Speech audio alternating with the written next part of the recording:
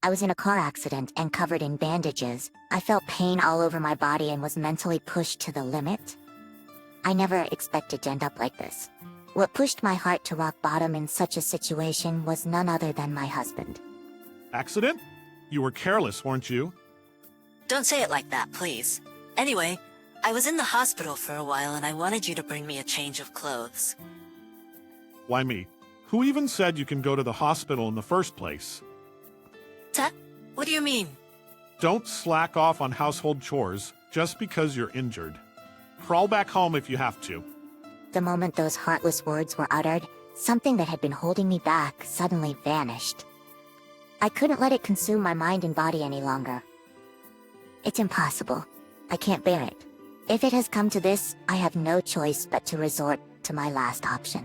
In order to carry out the plan, I returned home covered in bandages, completely unaware of the unforeseen events that awaited me thereafter. My name is Fiona, and I'm 30 years old. I work for a fairly prominent pharmaceutical company in the industry. Back when I was job hunting, I fought desperately to get into this company. The work is certainly not easy, but it's equally rewarding, and the benefits are substantial. In recent years, we've had a year-round busy season due to the outbreak of a new virus. The sole reason I've been able to keep going in those days is because my husband Philip is there with me. Philip and I were members of the same pop music club. We were just friends at the time. However, after becoming working adults, we reunited at a club alumni gathering and hit it off. During our student days, I couldn't imagine being in a relationship with him, but becoming working adults can change your senses and values, I suppose. The time I spent with Philip was invaluable in allowing me to be myself. While the new virus was spreading and everyone was anxious, we got married. We thought we'd support each other and live without giving up for a lifetime, or so I believed. However, those feelings gradually started to fade away. We're approaching our second year of marriage. I can't honestly say that our relationship as a married couple is in good shape. When did it all turn into this? Looking back, it feels like it started with something trivial. It was about 6 months ago that I began to feel uncomfortable with my husband's attitude. Fiona, can't you come home a bit earlier? I finally came home after 10 p.m. after working overtime. I was exhausted both physically and mentally, and my husband's words really got to me. However, I knew I shouldn't let my emotions get the better of me. So after taking a deep breath and looking straight at my husband, I honestly expressed my feelings. I want to come home earlier if I could. But as I mentioned before, the current circumstances are tough, and work is really busy. But does that mean you should prioritize work over our family every single day? Lately, you haven't even had a proper dinner. I've already apologized for that, haven't I? You said you understood. There's still a limit to everything. You've been relying on deliveries every day lately, and you haven't even had time for a bath when you get home. If you're gonna complain so much, then couldn't you help out a bit, Philip? I'm not a housemaid. We're a married couple, so a little... I said that much, and my husband visibly frowned. He glared at me as if my words were somehow wrong. I was left speechless, and my husband continued without mercy. Marriage doesn't have anything to do with it. Since your position is wife, it's your job to take care of the house. What's that supposed to mean? Do you still believe that women should do housework in this day and age? Of course. Housework is women's work. My mom has been doing it for ages. Your mother was a stay-at-home mom, right? I worked just like you, Philip, remember? Even so, why would you say something like that? Don't compare yourself to me. You have an easy job and a cushy office. I'm stressed out because I have to scrape by every day. I am indeed shocked by my husband's words. We spend every day together, and he should understand me better than anyone else. I never expected to hear such things. Philip, is that really how you see me? I thought you understood that I'm working hard every day. Rather than anger or sadness, I felt an inexplicable frustration welling up. In the midst of daily intense work, my husband, who should prioritize me, was pushing me away. This incident marked the beginning of a gradual deterioration in our marriage. But the hard work never calmed down, and that made my husband even more angry. Every time I came home from work, Philip would get sarcastic with me. Don't pretend to be busy when you're not doing much work anyway. Maybe you're actually having an affair. You can't even do the housework, and you're not doing the housework. You can't even do the housework, and you're a lousy wife for prioritizing work. Wife for prioritizing work. And so on.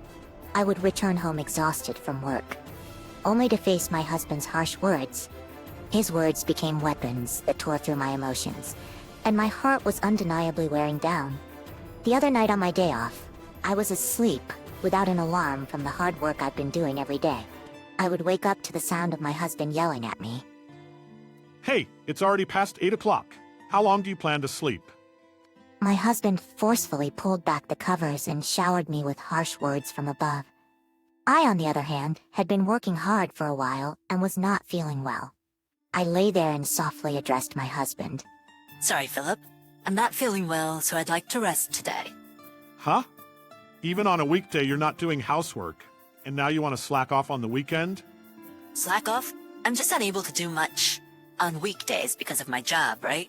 Besides, I do the minimum, like washing dishes and laundry. What about cleaning? The fridge is empty. I usually catch up on those things on the weekend. I'll get a good rest today and do them properly tomorrow. Huh? Using work as an excuse to neglect household chores? You're a lazy wife? What? I can't help but let out a voice like that when my husband makes a heartless comment. No matter how much he doesn't like me, would he say that much to his wife? Even I was shocked by this. No, I might have felt more anger and disbelief than shock. Despite being equals as a married couple, my husband criticized me and I was thoroughly fed up with it. Eventually he woke me up and I had to do the housework. Due to my poor health, I pushed myself to the limit, both physically and mentally, to complete the chores. I had reached the limit of my patience with married life with my husband.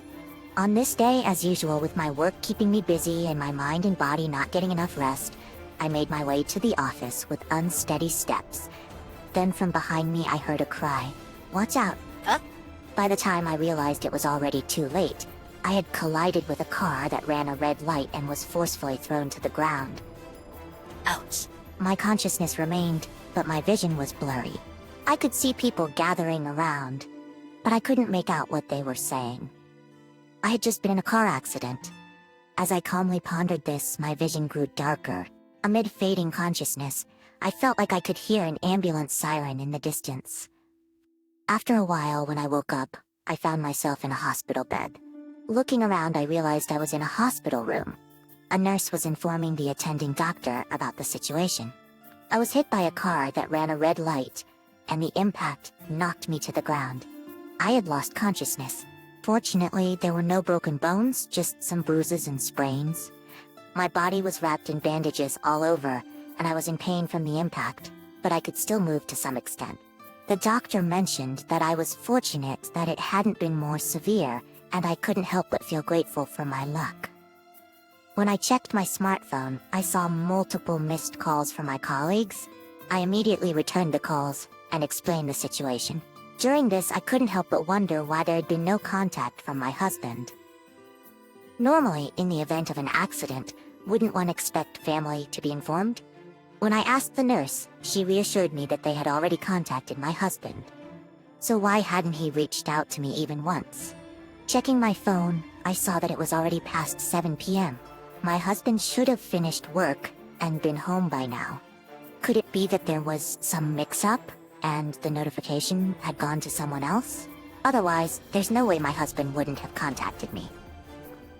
After all, his wife was in an accident.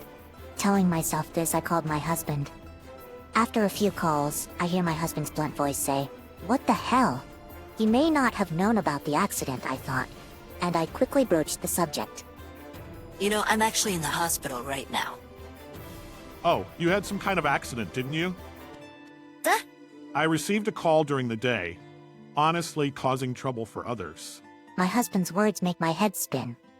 The fact that he knew about my accident left me in shock. What does this mean? He knew I had an accident, and yet he didn't come to the hospital or even contact me? Certainly, when one hears that their family has been in an accident, it's natural for anyone to panic and lose their composure. Still, I used to think that in such a situation, one would desperately try to maintain their composure and rush to the hospital, praying for safety. But the reality was different. Well, not just reality. It's more accurate to say that my husband was different. He didn't seem worried about my accident at all, as if it were someone else's matter. That's not all. He even went as far as saying that I'm causing trouble for others. Certainly, my accident must have caused inconvenience in various ways. But it's not solely my fault. I felt like everything was being blamed on me, and found myself responding in a strong manner. Why are you behaving like that when you know your own wife had an accident? Accident? You were careless, weren't you? Don't say it like that, please. Anyway, I was in the hospital for a while, and I wanted you to bring me a change of clothes. Why me? Who even said you can go to the hospital in the first place? What? I couldn't understand the meaning of my husband's words, and a foolish voice escaped from me. What do you mean? In response to my question, my husband said confidently, "You still don't get it?" You getting into an accident is a big nuisance to me too. Nuisance? Don't slack off on household chores just because of a minor injury. Crawl back home if you have to. The moment those heartless words were uttered, something that had been holding me back suddenly vanished. I couldn't let it consume my mind and body any longer. I can't take it anymore. If it has come to this, I have no choice but to resort to my last option. Alright, I'll come back tomorrow morning. When I said that, my husband from the other end of the phone said, Buy some alcohol on your way back, he said, dismissing me. "After that, you must absolutely come back tomorrow." If you lie, I'll make you quit your job. Messages with a threatening tone like these were sent. I was thoroughly fed up with him, as he seemed to think only of himself and not of my well-being. I had been considering divorce for a while, so I had packed my belongings to some extent to be prepared for whatever happened. I explained my situation to the doctor and convinced them to discharge me. Of course, they tried to stop me, but if I didn't end it now, I would regret it for the rest of my life. On my way home, I got a divorce agreement from the courthouse. Since I was wearing bandages, people's stares were painful, but I couldn't afford to care about that now. With my whole body throbbing in pain, I finally made it to the front door. Suddenly, my smartphone made a notification sound. Come back by early afternoon. It was a message from my husband, even though he said that I had already arrived in front of the house. I inserted the key and opened the front door. Inside, there were a few surprising people standing there. Huh? Why? The people standing there were my husband's parents. Due to the outbreak of the new virus, I hadn't seen them for a while, making this a reunion after about 2 years. Puzzled, and standing still in that moment, my mother-in-law said, "Oh, Fiona, what's up with that bandage?" What? Oh, this is... Actually, I had an accident yesterday. An accident? And it was just yesterday? Are you okay? Normally, you should be staying in the hospital longer. Normally, shouldn't you be staying in the hospital longer? Well... I glanced briefly at my husband, who was glaring at me with an intense expression. He probably didn't want his parents to find out that he had forced me to return. In the past, I might have chosen not to say anything to avoid upsetting my husband, but now, it was different. I had already decided on divorce, so I no longer cared about my husband's feelings. I took a deep breath and confessed everything to my in-laws. Dad, Mom, I'm getting a divorce from Philip. Upon hearing those words, not only my in-laws, but also my husband opened their eyes wide and exclaimed, "Huh?" Fiona, what's happening all of a sudden? My mother-in-law asked me with a bewildered expression. At that moment, I took out the divorce agreement form I had obtained and slowly began to speak. For the past 6 months, our married life has been nothing but suffering. Despite both of us working, I've been burdened with all the household chores. When I wasn't feeling well and just wanted to rest, he would yell at me. What? Are you serious? Philip would do such a thing. That's not all. The reason I came back today is because Philip told me to crawl back home. What? Philip? Did you really say that to her? Confronted by my mother-in-law, my husband showed a startled expression and quickly put on a forced smile to begin justifying himself desperately. What are you talking about, Mom? There's no way I would do something like that, right? So what then? Are you saying that Fiona is lying? That's right. You think I'm the kind of person who would do something that terrible? My husband seemed to think that he could somehow get his parents on his side, but it was all in vain. I opened the messages that my husband had sent me last night and showed them to my in-laws. As they looked at the smartphone screen, their faces quickly turned bright red. You? What have you done? As a man, as a human being, this is unforgivable. You've become a disgrace. My father-in-law grabbed my husband's collar and shouted, "What have you done?" As a man, as a human being, this is unforgivable. You've become a disgrace. My usually reserved father-in-law was getting emotional. It was the first time I had ever seen him like this. With my husband frozen and unable to say anything, my father-in-law coldly stated, "Fiona is a strong person. I've refrained from interfering in your marital issues, but this time I can't stay silent. But a scumbag like you has no right to be Fiona's husband. Get a divorce quickly." What are you saying, Dad? Shouldn't you be defending your son in a situation like this? Don't play around. Is there any reason for me to defend you? You've caused enough suffering to Fiona, and it's embarrassing as a parent. You're no longer a part of our family. You scum. Never show your face again. We dead? Even though my husband pleaded, his father paid no attention. In that moment, I packed my things. My father-in-law graciously allowed me to move into an apartment he owned. My father-in-law owns several properties. The apartment we now live in actually belongs to my father-in-law. He had been subsidizing the rent up to this point, but due to this incident, my husband was being evicted. He was disowned and would have to manage on his own income, which wasn't exactly a generous salary. My husband even had to pay me alimony for emotional distress. Of course, I've hired a lawyer, and the divorce proceedings are underway. I just need a little more patience until I'm done with him. My husband was very emotionally damaged by this incident, leading to repeated unauthorized absences from work. It seemed he was on the brink of losing his job and his ability to support himself. From my point of view, it doesn't matter anymore. Whatever life he leads is no longer my concern. I wanted him to suffer at least as much as he had made me suffer, if not more. On the other hand, I was living a peaceful life in the apartment my father-in-law provided. He told me I didn't need to pay rent, but I felt it was only fair to pay half. I planned to move out once things had settled and I was back on my feet. Until then, I would allow myself to rely on my father-in-law's kindness.